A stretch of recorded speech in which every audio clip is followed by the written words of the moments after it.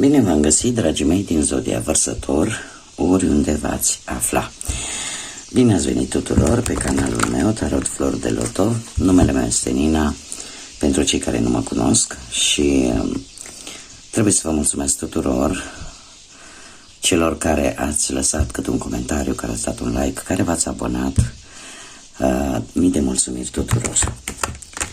Și azi voi face o lectură atemporală, o lectură pe care voi să o puteți viziona oricând doriți sau atunci când apare în viața voastră. Desigur, nu trebuie să uitați un aspect important, și anume faptul că voi decideți asupra propriului viitor, voi vă construiți propriul viitor, așa că, dragilor, vă rog să luați decât acele mesaje care rezonează cu voi, iar restul lăsați-le să zboare în univers. Așa că, dragilor, cei care aveți Soare, Lună, Venus sau Ascendentul în Zodia Vărsător, atunci această lectură este de asemenea și pentru voi. Și haideți să vedem care este energia voastră în acest moment.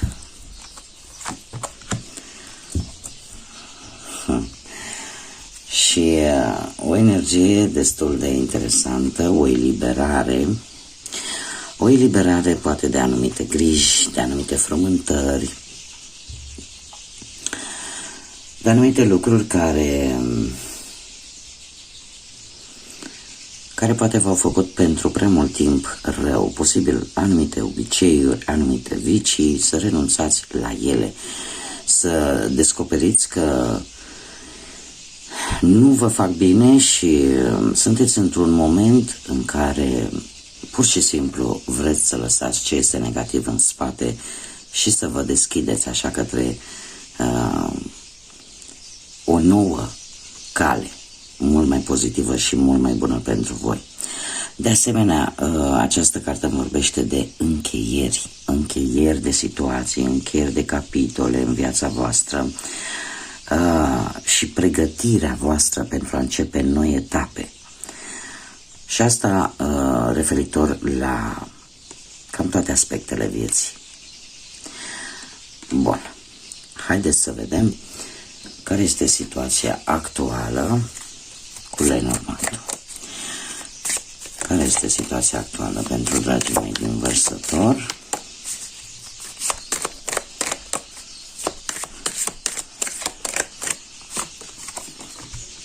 Și avem răscrucea de drumuri.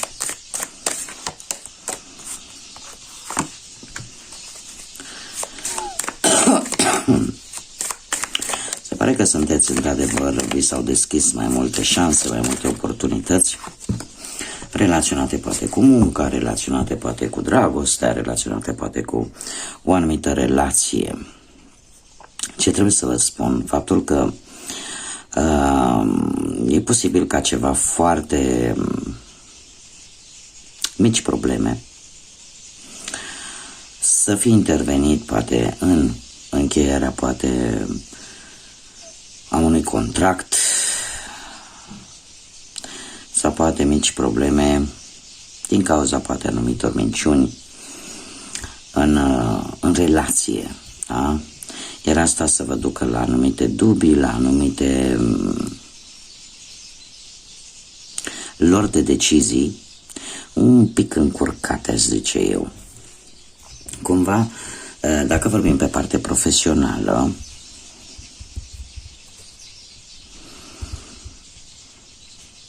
poate unii dintre voi ați încercat să încheiați un anumit acord sau să semnați un anumit contract, poate de cooperare sau pur și simplu pentru a vă angaja undeva, doar că ceva a apărut. Și înainte de a vedea ce ne spune tarotul, haideți un pic să vedem cam ce se întâmplă cu acești șoricei, care ne pot vorbi de lucruri mărunte sau mai pot vorbi poate de o lipsă a banilor pentru cei unii dintre voi care poate ați vrut să oficializați o anumită situație. Da. Ceva legat poate de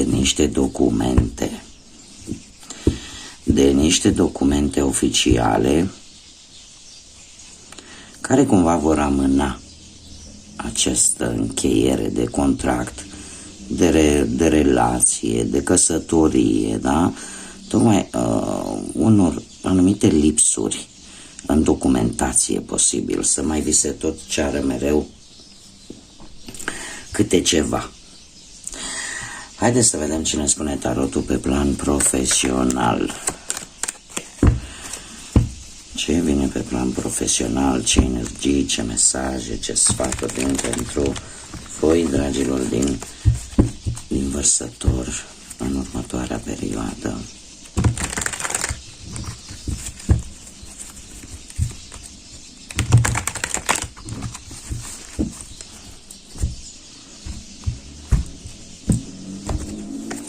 Bun.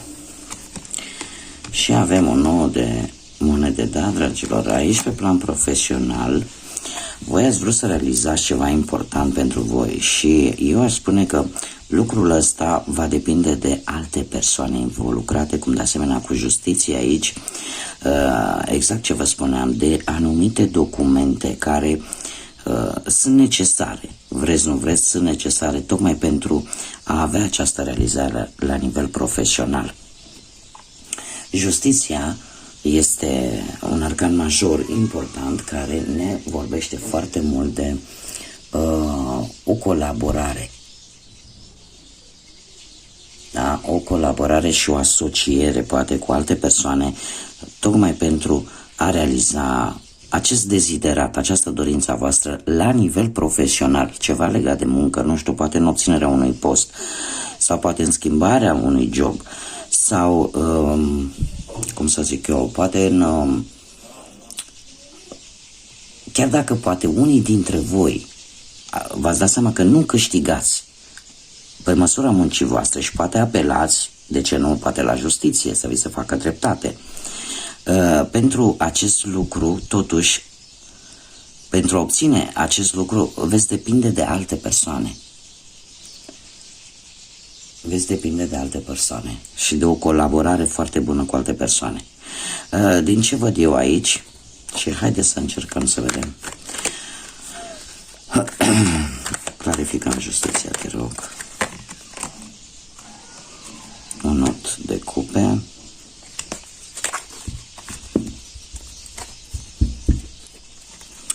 Încă o carte, te rog.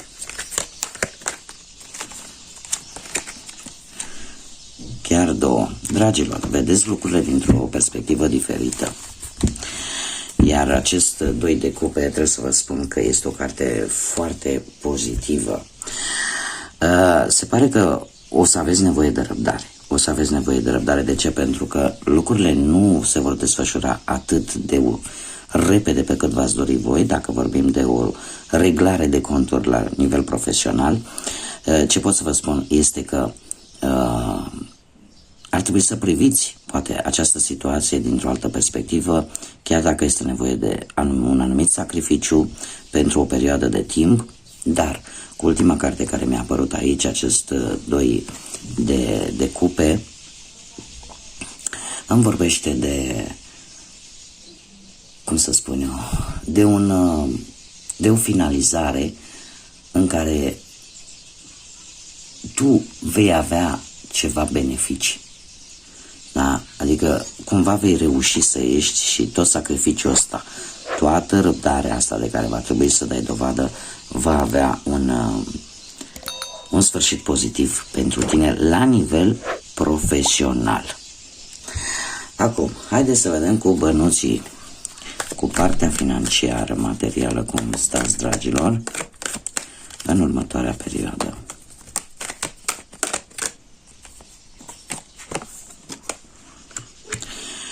Și avem un paj de bâte, un 10 de bâte. Da, se pare că unii dintre voi. Și avem un as de cupe, dragilor. Veți traversa într-adevăr o perioadă în care va trebui să aveți foarte mare grijă cu bănuții. Pajul de bâte îmi vorbește de posibil pentru unii dintre voi care aveți copii, persoane tinere în viața voastră, posibil în zodii de foc, Berbecul Săgetător, să,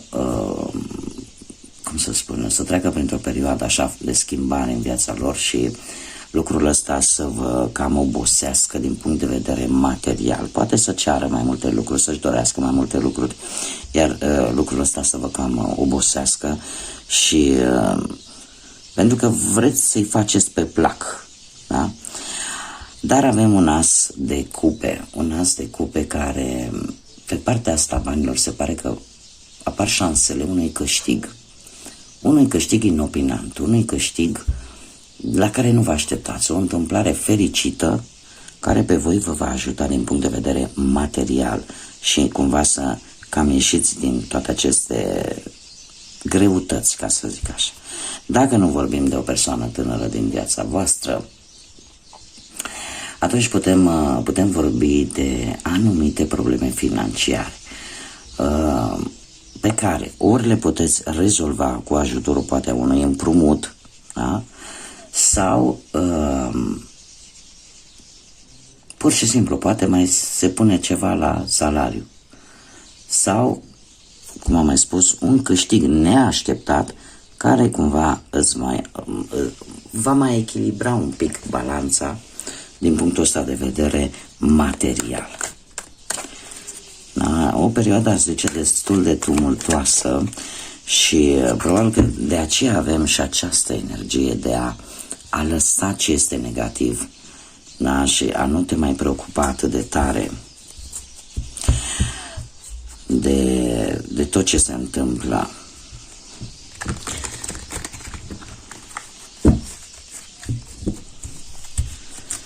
Haideți să vedem pe partea amoroasă, pe partea sentimentală, ce ne spun cărțile, dragilor din Vărsător.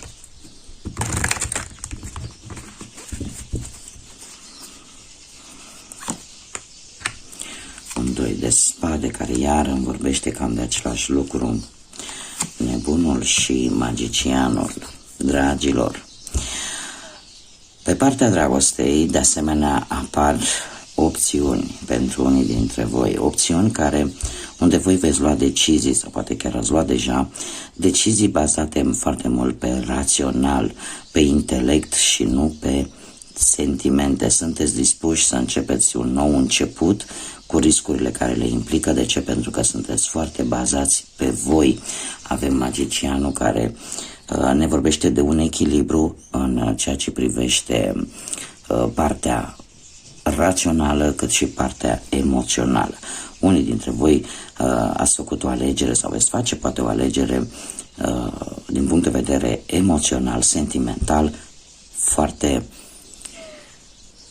cum să zic eu,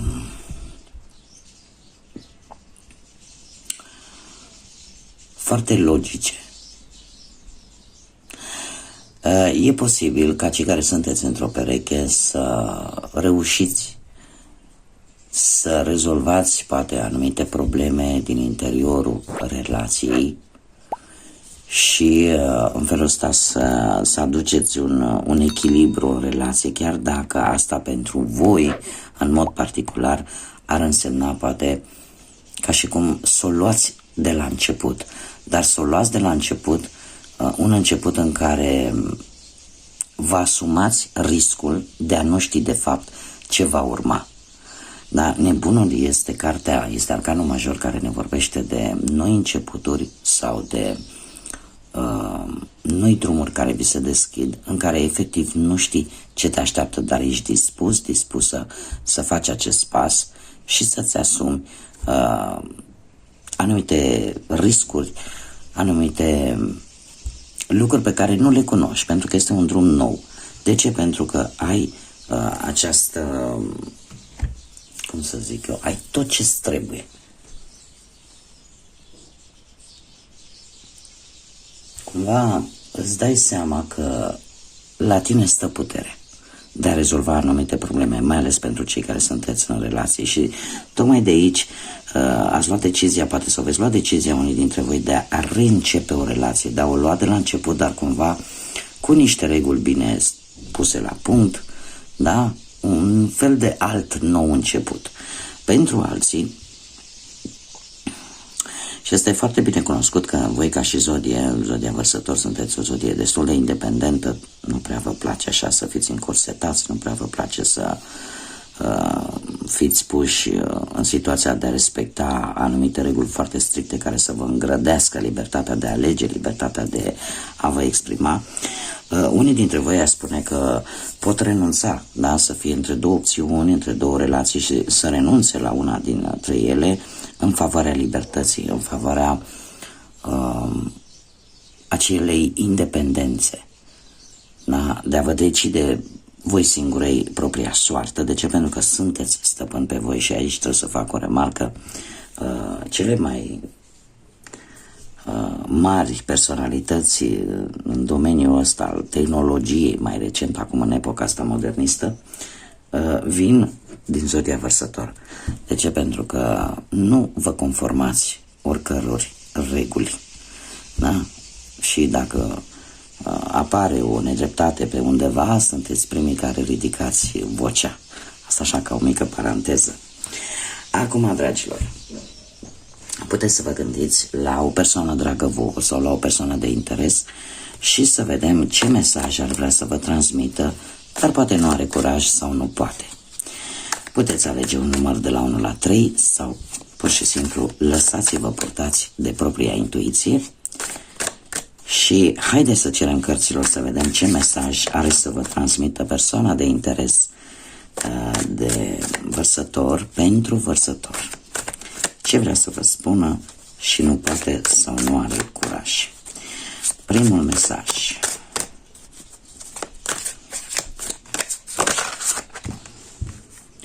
Meriți mai mult. Primul mesaj. Al doilea mesaj.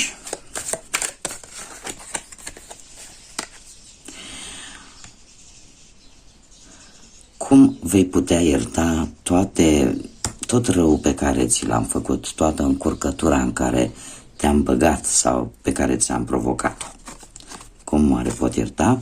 Și mai avem al treilea mesaj. De ce mă simt atât de pierdută?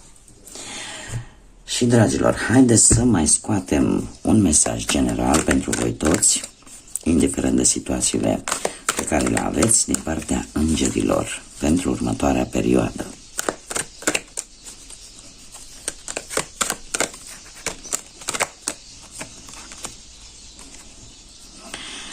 O avem pe Francesca care ne vorbește de fapt vine cu o întrebare și ne spune în felul următor.